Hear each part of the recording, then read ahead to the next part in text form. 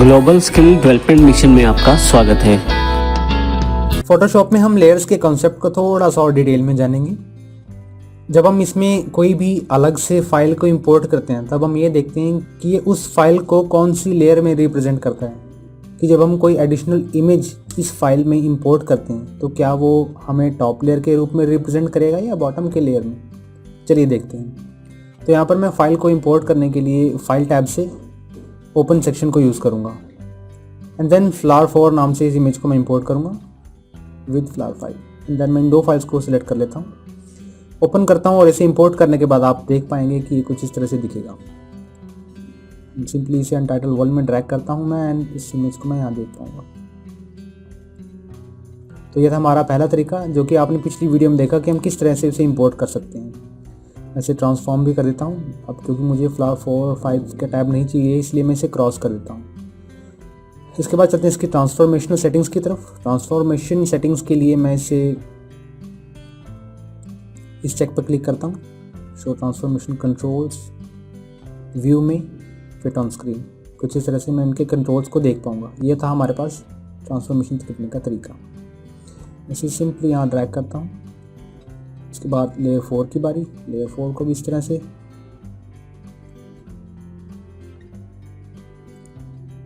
टिक करने के बाद मैं व्यू टैब में से फिट ऑन स्क्रीन करता हूं ताकि मैं इस कैनवस को अपनी पूरी स्क्रीन पर देख पाऊं। हमारे पहले तरीके में जो कि बाय ओपनिंग, यानी कि मैंने फाइल टैब से जो फाइल्स को ओपन की और फिर यहां पर इन इमेजेस को ड्रैग किया, इस तरीके में हम इन लेयर्स को टॉप पर देख रहे हैं। अब हम ये देखते हैं कि अगर हम इन फाइल्स को ड्रैगिंग यानी कि बाय ड्रैगिंग अगर इस फाइल में, इस फोटोशॉप फाइल में इंपोर्ट करें तो हमें ये किस लेयर्स में रिप्रेजेंट होगा, हम उसके बारे में देखते हैं। मैं इन दो लेयर्स जो कि अभी मैंने इंपोर्ट की उसे डिलीट करके मैं बाय ड्रैगिंग देख लेता हूँ कि ये किस तरह से इंपोर्ट होगा। मैं यहाँ पर flower4 और 5 को सिलेक्ट कर लेता हूँ एंड ड्रैग करता हूँ फोटोशॉप में कुछ इस तरह से।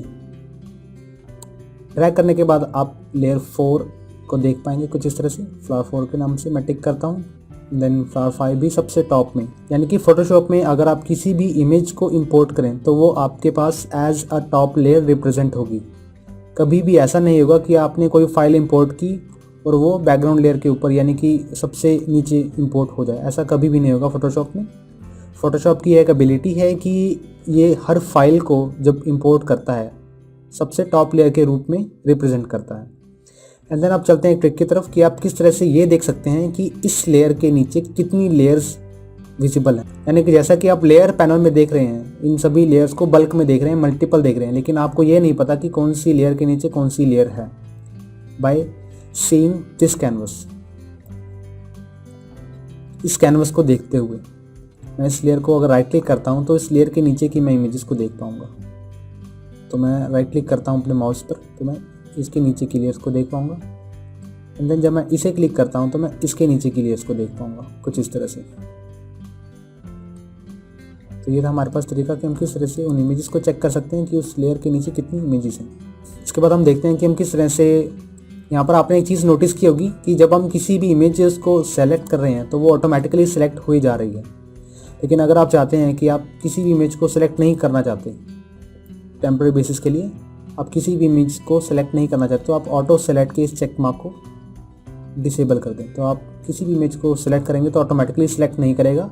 इसके लिए आपको लेयर पैनल में उस लेयर को सिलेक्ट करना होगा ट्रांसफॉर्म करने के लिए, तभी आप उसे चेंज कर पाएंगे। अब जैसे कि मैं चाहता हूं कि मेरी ये जो रोज़ वाली इमेज है मैं इसे ड्रैग करना चाहता हूं सिंपली, तो अगर मैं इसे क्लिक करता हूं, क्योंकि अभी मेरी ये इमेज सिलेक्टेड है, तो मैं इस अगर क्लिक करूँगा तो मैं इस इमेज को मूव नहीं कर पाऊँगा क्योंकि मेरे पास यहाँ पर ऑटो सेलेक्ट डिसेबल है और मैं ऑटोमेटिकली उस इमेज को सेलेक्ट नहीं कर पा रहा। ऐसे विजिबल रखता हूँ। लेकिन अगर आप टेम्पररी बेसिक पर ऑटो सेलेक्ट को ऑन करना चाहते हैं, यानी कि मैं इस इमेज को मूव करना चाहता हूँ लेकिन हो नहीं रही है, टेम्पररी बेसिस पर मैं कंट्रोल का बटन प्रेस करूंगा और आप यहाँ पर देख रहे हैं कि ऑटो सेलेक्ट यहाँ पर कंट्रोल बटन दबाते ही विजिबल हो रहा है कुछ इस तरह से। तो मैं इस इमेज को कुछ इस तरह से ड्रैग कर पाऊँगा। यहाँ पर अब हम इमेजेस की अलाइनमेंट पर कुछ काम करते हैं। मैं इस इमेज को टॉप पर रखता हूँ और ऑटो सेलेक्ट को ऑन करता हूँ। इसे थोड़ा छोटा कर देता हूँ इमेज को। एंड देन इस इमेज की बारी, इस इमेज को मैं यहाँ रखूँगा। इस इमेज को मैं थोड़ा छोटा कर देता हूँ कॉर्नर्स में। देन नेक्स्ट इमेज को भी, इसके बाद हमारे पास जो सनफ्लावर वाली इमेज है वो थोड़ा सा और छोटा कर देता हूँ इसमें।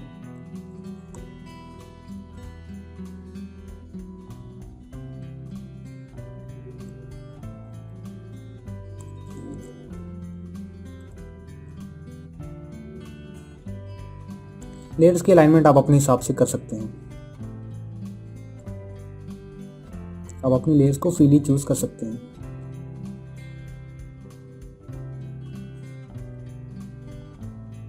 आप यहाँ पर देख रहे हैं कि हम जब भी किसी इमेज को मूव कर रहे हैं तो आपको यहाँ पर स्मार्ट गाइड्स दिख रही होंगी कुछ इस तरह से, जो कि आपको इमेज की पोजीशनिंग प्रॉपर रखने में हेल्प कर रही है। इन स्मार्ट गाइड्स को अगर आप मैनुअली सेलेक्ट करना चाहते हैं, यानी कि अगर आप किसी भी इमेज के बीच के मार्जिन को मैनुअली सेलेक्ट करना चाहते हैं, तो आपको उसके लिए क्या करना होगा, व्यू टैब में जाकर रूलर्स के इस ऑप्शन को इनेबल करना होगा। तो आप टॉप और लेफ्ट में इस रूलर को देख पाएंगे। अभी जो हमारे पास रूलर है वो, यानी कि अगर हम किसी भी इमेज को इसमें मेजर करना चाहते हैं तो हम बाय इंचेस उसे मेजर कर पाएंगे। अगर आप इसे बाय पिक्सल्स डिनोट करना चाहते हैं तो आपको इस रूलर पर राइट क्लिक करना होगा एंड देन पिक्सल पर सेलेक्ट करना होगा। मैं इसे ड्रैग करता हूँ। अगर मैनुअली आप अलाइनमेंट को रखना चाहते हैं तो आप टॉप से बॉटम की तरफ कुछ इस तरह से, अगर आप इस पूरे कैनवस पर हॉरिजॉन्टल लाइन लाना चाहते हैं, हॉरिजॉन्टली इन इमेजेस को एडजस्ट करना चाहते हैं, तो आपको इसके लिए रूलर पर टॉप से बॉटम की तरफ ड्रैग करना होगा, लेफ्ट क्लिक करें एंड देन आपको यहाँ पर एक लाइन दिखनी शुरू हो जाएगी कुछ इस तरह से। और अगर आप इमेज को वर्टिकली अलाइनमेंट करना चाहते हैं, वर्टिकल लाइन देना चाहते हैं, तो आपको लेफ्ट से राइट की तरफ इस लाइन को ड्रैग करना होगा। कुछ इस तरह से आप देख पाएंगे, आप इमेज की अलाइनमेंट को इस तरह से सेटअप कर पाएंगे। मैंने यहाँ पर स्क्वायर, यानी कि इस इमेज का जो चारों ओर की जो कॉर्नर से मैंने उसे कवर किया, मैं इस इमेज की जगह और कोई इमेज लगाना चाहता हूँ तो सिंपली कुछ इस तरह से लगा सकता हूँ। इसकी पोजीशन को रिप्लेस कर देता हूँ।